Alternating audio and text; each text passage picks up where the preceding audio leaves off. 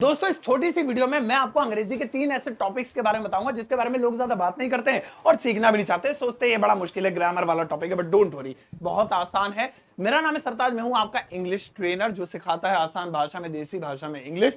और आप देख रहे हैं सरताज क्लास से शुरुआत करते हैं। सबसे पहले बात करते हैं बी की।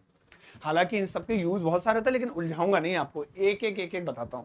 बी का हिंदी में मतलब होता है दोस्तों होना, है ना। होना जैसे खुश होना, दुखी होना, भूखा होना, अच्छा होना, बुरा होना, सब में होना लग रहा है ना, बस बी लगाना है।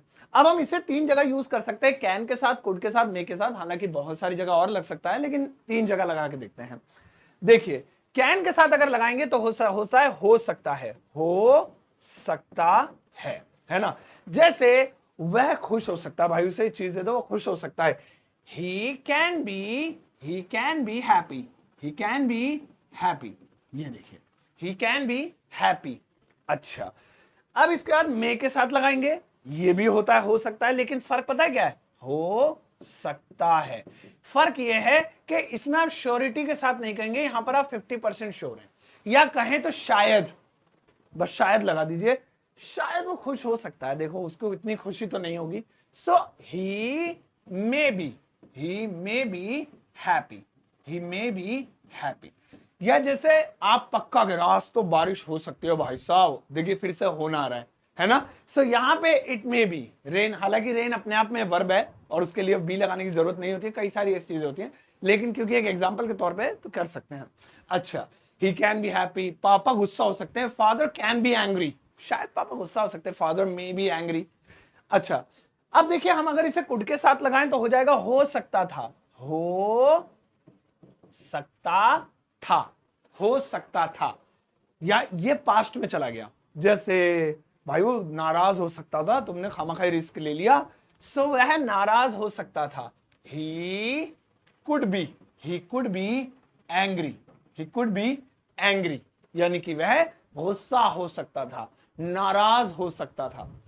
तो इन तीनों जगहों पे हम बी को अगर यूज करते हैं तो हम बी का यूज होना के लिए करेंगे। अच्छा, बीन आ रहा है, बीन, ये देखिए बहुत कमाल का है। बीन का इस्तेमाल होता है हुआ है, यानी कोई काम जो हो गया है। जैसे घर बिका हुआ है, यानी ये बिक चुका है, या मोबाइल टूटा हुआ है, यानी इसे तोड़ा गया है, तो हुआ है। जैसे अब देखिए हैज बीन, हैव बीन लगाएंगे प्रेजेंट के लिए, जैसे ही, शी, नेम इट, और हैड लगाएंगे पास्ट के लिए। बस इनका दो इस्तेमाल है इनके, ज्यादा नहीं। जैसे घर बिक चुका है या बिका हुआ है, घर बिका हुआ है, देखिए हुआ है तो कैसे बोलेंगे, होम हैज बीन, वही बीन लगा दिया, सेल की थर्ड फॉर्म सोल्ड। लेकिन अगर इसी को मैं था में बना दूं, घर बिका हुआ था, बिका हुआ था, तो कैसे बोलेंगे, होम या हाउस भी कर सकते हैं, हैड बीन सोल्ड, वही सेल की थर्ड फॉर्म। तो प्रेजेंट में हैज बीन, हैव बीन, और पास्ट में हैड बीन। अच्छा, प्रेजेंट में सिंगुलर के साथ हैज आता है, जैसे ही, शी, घर एक है तो एक के साथ, एक से ज्यादा हो, प्लूरल हो, बहुवचन हो, हैव लगाएंगे। अच्छा जी, चलो जी, ये भी क्लियर हो गया। ठीक है, कोई काम हुआ है। बीइंग कहां लगाएंगे, ये मेरा बहुत बढ़िया फेवरेट पार्ट है। बीइंग को आप यूज करेंगे हो रहा है, जैसे जो काम अभी हो रहा है, क्या हो रहा है, अंग्रेजी पैसिव वॉइस में करेंगे पर एक्टिव में नहीं। जैसे मैं पढ़ रहा हूं, मैं जा रहा हूं, ये तो एक्टिव है।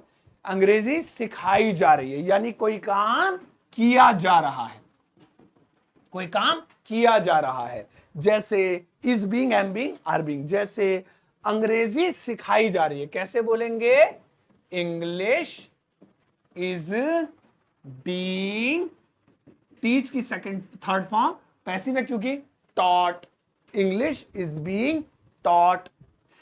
ऐसे ही जैसे पत्र लिखा जा रहा था, रहा, एक से ज्यादा वाला बना देते क्योंकि उसमें भी आ जाएगा, लिखा जा रहा है, लेटर इज बीइंग रिटन, एक से ज्यादा। जैसे कारें चलाई जा रही हैं, सो कार्स आर बीइंग ड्राइवन, ये हो गया।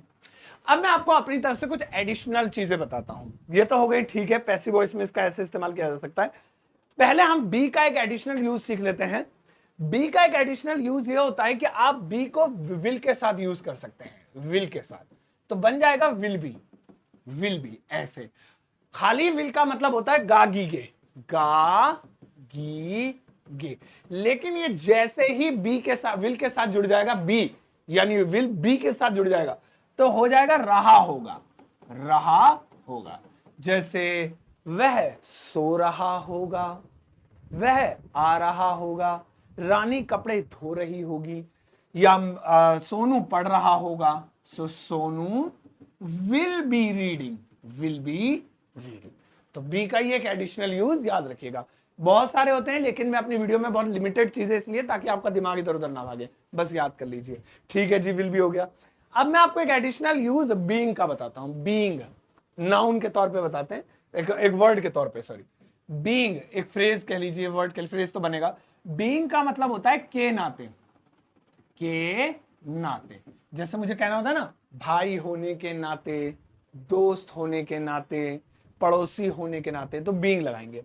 भाई होने के नाते कैसे बोलेंगे? बीइंग अ ब्रदर, मैं तुम्हारी मदद करूंगा, आई विल हेल्प यू। आगे बढ़ा दिया हमने, आई विल हेल्प यू, ये लीजिए। Being a brother I will help you, help you. इंसान होने के नाते बीइंग अ ह्यूमन या बीइंग ह्यूमन, मैं वहां जाऊंगा, आई विल गो देयर, ऐसे। चलिए, बीइंग का एक एडिशनल यूज हो गया। अब आ जाता है बीन, है ना। इसको और कहां कहां यूज कर सकते हैं? इसका पैसिव वॉइस में बहुत लिमिटेड यूज होता है, अभी आप फिलहाल इतना ही याद रखिएगा, वही काफी है। अब मैं आपको एक होमवर्क देता हूं, मुझे ये देखना है कि आप कितना सीखें। तो उनसे रिलेटेड कुछ सेंटेंसेस आपकी स्क्रीन पर यहां पर दिखाई देंगे। इस वक्त कुछ सेंटेंसेस आपके स्क्रीन पर दिख रहे होंगे, इन सभी सेंटेंसेस को इंग्लिश में ट्रांसलेट कीजिएगा। वीडियो के कमेंट सेक्शन में सभी का आंसर जरूर टाइप कीजिएगा, क्योंकि मैं आपके आंसर्स का दिल से इंतजार करता हूं। अगर आपका कोई सवाल है ना, तो वो भी आप कमेंट सेक्शन में जरूर पोस्ट कर दीजिएगा। ये हिंदी है, इनकी इंग्लिश बनानी है वीडियो के कमेंट सेक्शन में। इस प्रैक्टिस के जरिए आप ज्यादा से ज्यादा अंग्रेजी के सेंटेंसेस बनाना सीखेंगे, और जो आज क्लास ली है उसे भी बनाना सीख पाएंगे। याद से जरूर दोस्तों, है ना। और आपका कोई सवाल हो ना, तो इसके साथ अपना सवाल भी पोस्ट कर देना। मैं क्योंकि मोर देन 60% क्वेश्चंस के जवाब देता हूं, क्योंकि लाखों कमेंट्स होते हैं, तो 60% भी लाखों ही होता है, लाखों का। तो इसीलिए आप ज्यादा से ज्यादा सवाल पूछिए, मैं कोशिश करूंगा आपके आंसर्स देने की कमेंट सेक्शन में ही।